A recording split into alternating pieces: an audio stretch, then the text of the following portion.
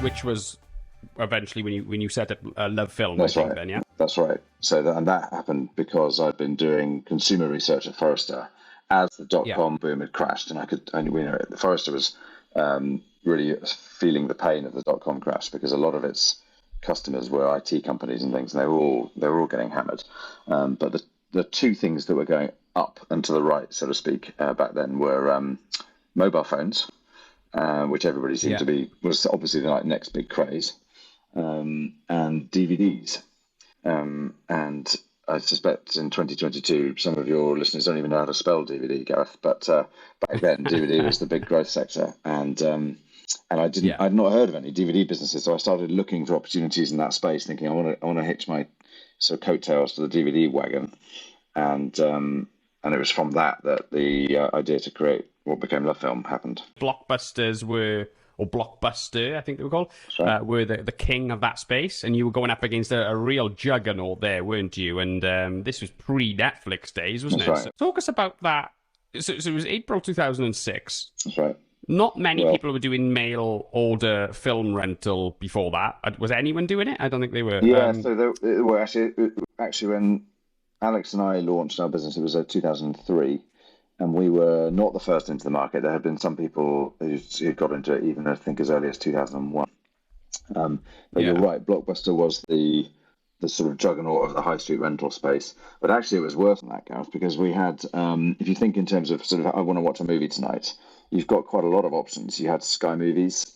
You had sort of buying a DVD, even the likes your local Tesco were doing it back then, and obviously HMV, Tower Records, people like that. And then you had the rental with Blockbuster or Prime Video or with a whole bunch of small chains doing high street DVD rental. So we were going into that space. Not to mention, of course, Amazon was selling DVDs. There were lots of ways of buying entertainment, but most of them had a clear pain point associated with them. In Blockbuster's case, that was the late fees that they whacked people for if you were a few minutes late returning your movie. And in Sky's case, although Sky does a brilliant job of hiding it, Sky is incredibly expensive based on sort of how much you pay per movie you watch. And in Tesco's case, you don't necessarily want to buy a movie and own it forever if you're only going to watch it once. So there was, and none of these services had the range that you could offer with a centralized warehouse that you sent people from mail order. So that was, that was what gave us confidence that there was just a better way of doing things. So when did it shift over? I'm sure it started shifting over, and I'm sure this transition happened over a number of years. Well, when did people start consumer behavior in the mainstream go from DVD rental on a mail order basis over to online? When did that shift happen in the industry? It's a good question. And back in 2003, we were vaguely aware that shift was coming, but it had been round the corner for years. I actually remember it when I was at IBM in the 90s, and back then it was called multimedia. But multimedia was going to be the next big thing back in the early 90s. Yeah. And it's always been round the corner. And I haven't heard that term, multimedia, for years. But that was the lingo back then. That was the lingo, yeah. And then in 2003, it was still round the corner.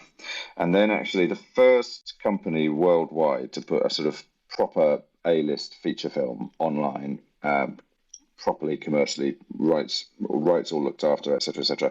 Any idea which company that was? I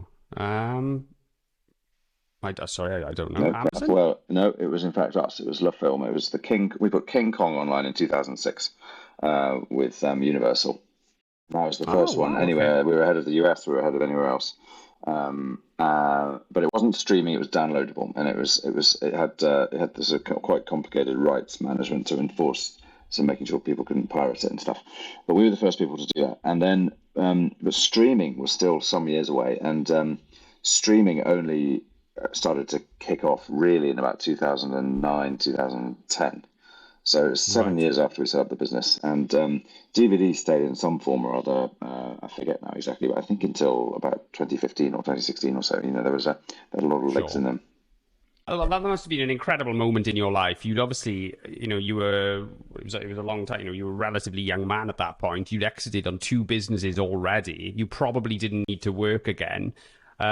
What were you thinking when the day after that sort of transaction closed off and completed? Were you thinking, right, I'm going to get back into it, I'm going to go play golf, I'm going to go on a holiday for 3 years? What was going through your mind at that time? Well, I mean, actually, the film transaction wasn't that meaningful for the founders because we'd been diluted a long way down by all the capital that had gone into the business. So it wasn't as meaningful as the headlines figures would suggest, and that was because there were so many people involved in what's called the cap table. So the ownership was very, very dispersed. But you're right that I was in a fortunate position for my age, and I was already off and running and doing various things actually by 2010. But I think even though I've not had to work for money for many years, I wouldn't. I think, is it sharks? They say that if they stop swimming, they die, and I think I would be like that if I wasn't working and if I wasn't feeling like I was adding value and getting stuff done. And business is my natural hunting ground, if you like. I enjoy. It's a hobby of yours, then, essentially, as opposed to a way of work, a working thing. It's more of a pleasure thing for you. It is. Well, it's intellectually fulfilling and interesting and challenging for me, and that's kind of what I enjoy doing. Yeah. Well, what do you think now about the space, the online media space right now? Netflix are obviously dominant, but Amazon are putting in a pretty good fight as well, and you got other ones on the periphery.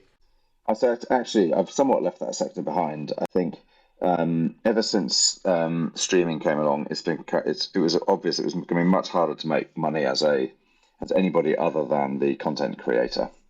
And I never really fancied myself as somebody who was sort of trying to create Hollywood movies. And you could create a podcast, William. I'm sure you do. You think? Great. Yeah. Well, maybe that's where the next sort of what's the word called?